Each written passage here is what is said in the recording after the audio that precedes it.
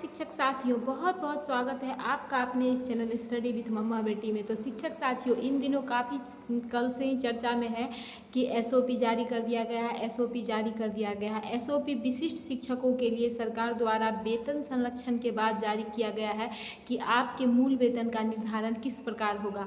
अभी तक आपने एसओपी को बहुत सारे न्यूज़ चैनलों में या पेपरों में या जहाँ तहाँ देखा होगा, तो वो आप एसओपी को दूसरे के नज़रिए से देखते हैं कि आपके लिए वो कितने लाभदायक हैं और उनमें आपके क्या क्या फ़ायदे हैं। आज आप एसओपी को एक शिक्षक के नज़रिए से थोड़ा उसका विश्लेषण करेंगे। तो इससे पहले अगर चैनल पे नए हैं तो चैनल को लाइक कर लीजिए, सब्सक्राइब कर लीजिए, बेल आइकन दबाना ना भूलिए। और हाँ मेरे प्यारे शिक्षक साथियों, मैं आपका ज़्यादा समय नहीं लूँगी, आप वीडियो को अंत तक देखिए। आपको ज़रूर अच्छा लगेगा वीडियो में कि इसमें मैं एसओपी के जो कुछ सच्चाइयाँ ऐसी है जो उसे देखना चाहेंगे हम लोग कि आखिर वो हमारे लिए कितना फ़ायदेमंद है। तो आइए बिना समय गवाए स्टार्ट करते हैं वीडियो को। तो सबसे पहले देखते हैं कि एसओपी जो है स्टैंडर्ड ऑपरेटिंग प्रोसीड, वो गवर्नमेंट द्वारा, बिहार सरकार द्वारा जारी की गई है। और इसका मूल उद्देश्य तो यही है कि अलग अलग जिला में जो वेतन संरचना में फ़र्क देखने को मिलता है वो ना हो और सभी का वेतन निर्धारण जो है वो समान प्रक्रिया से हो, ताकि आगे चल कर के किन्हीं को कोई प्रॉब्लम ना हो। तो ये तो एक तरह से अच्छी बात ही है कि हमारे सभी शिक्षक साथियों के वेतन निर्धारण एक समान होगा। पर इसमें यहाँ पर हम जो बात करना चाहते हैं वो इस पे नहीं कि ये क्या है कैसे है। मैं यहाँ पे बात करना चाहूँगी कि मूल वेतन इसमें कैसे दिया गया है और उसकी क्या प्रक्रिया है और वो जो है लेवल इंडेक्स ये क्या है। तो ये हम मेन वहाँ पे बात करेंगे। लेटर तो आप बहुत बार देख चुके होंगे, जहाँ तहाँ से आपके आ ही गए होंगे लेटर। तो यहाँ देखिए, ये जो है ये सभी प्रकार के शिक्षकों के लिए है, 1 to 5, 6 to 8, 9, 10 और 11, 12 सभी शिक्षकों के लिए जो है सो एक साथ जारी किया गया है। तो हम अगर एक पे बात करेंगे तो सभी पे बात हो ही जाएगी। तो यहाँ हम थोड़ा सा विश्लेषण करना चाहेंगे इस बारे में। तो आइए देखते हैं कि इसमें क्या कुछ कहा गया है और कैसे कहा गया है।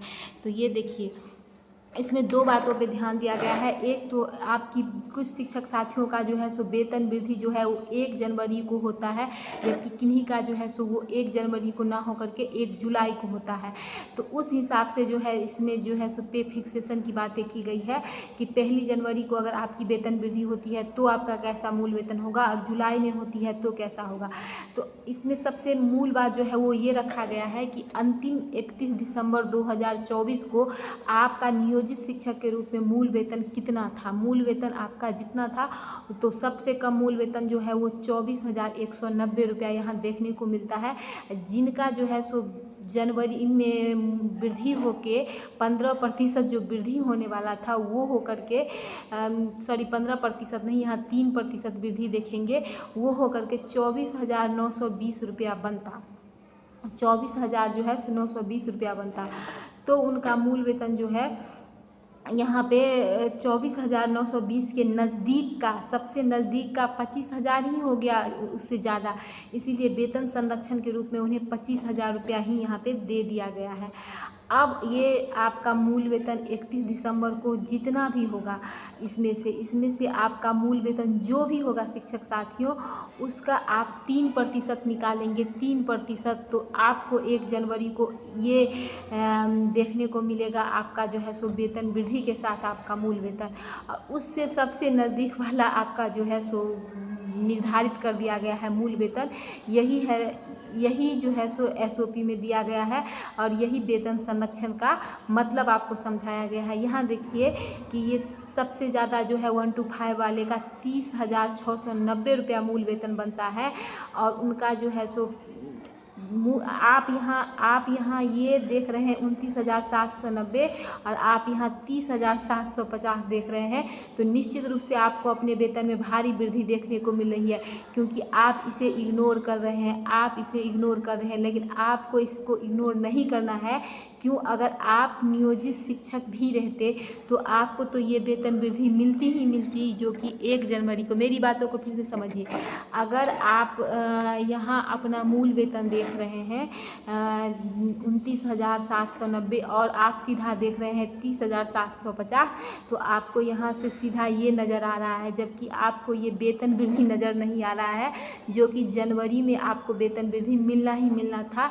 और उसके बाद आपका जो है सो मूल वेतन जो है 30,690 वैसे भी आपको हो जाता है नियोजित शिक्षक के रूप में भी, और अभी आपको 30,690 ना मिल करके 30,750 रुपया मिल रहा है। यानी कि आपको सीधा सीधा यहाँ जो है 60 रुपया का फ़ायदा देखने को मिल रहा है। 60 रुपीज़ का फ़ायदा आपको मूल वेतन के रूप में देखने को मिल रहा है। यही है वेतन संरक्षण, यही है वेतन संरक्षण।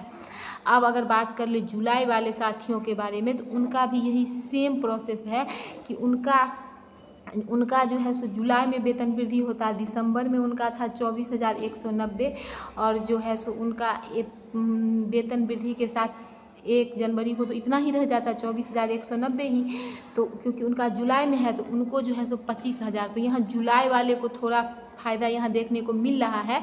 6 महीने तक का जो उनको अगला वेतन वृद्धि होता तो उससे पहले ही उनको 25,000 रुपया यहाँ मिल गया, क्योंकि यहाँ वेतन संरक्षण की बातें हो रही है तो 24,190 में यहाँ तो मिनिमम 25,000 ही है, इसीलिए 25,000।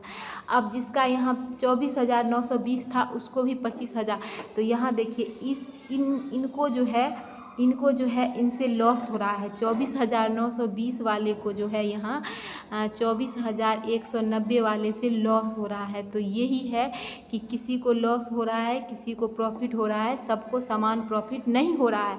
यही बातें आपको समझनी होगी। यहाँ देखिए यहाँ इसका भी मूल वेतन इतना ही है, इनका भी मूल वेतन 25,000 वाले को भी 24,190 वाले को भी 25,000 मिलेगा और 24,920 वाले को भी 25,000 ही मिलेगा। मैं यही बताना चाहती हूँ बार बार कि एसओपी में हर किसी को समान फ़ायदा नहीं हो रहा है, किसी को नुकसान भी हो रहा है और किसी को थोड़ा ज़्यादा फ़ायदा भी हो रहा है। यहाँ देखिए दोनों के मूल वेतन में अंतर है कि नहीं। यहाँ देखिए 24,190 और 24,920, जबकि यहाँ मूल वेतन दोनों का 25,000 ही हो रहा है।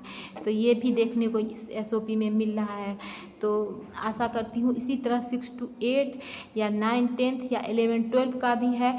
आप जो है सो विश्लेषण करेंगे कि आप किस वर्ग के शिक्षक हैं, और आप जो है सो निश्चित रूप से इस वेतन वृद्धि को, इस कॉलम को भी ध्यान देंगे, इस वेतन वृद्धि को भी ध्यान देंगे। उसके बाद अपने वेतन का विश्लेषण करेंगे तो आपको पता चलेगा कि आपके वेतन में वास्तव में जो है सो कितनी वृद्धि हुई है। तो आशा करती हूँ कि वीडियो आपको अच्छी लगी होगी। पूरा वीडियो देखने के लिए धन्यवाद। फिर मिलते हैं अगले वीडियो में।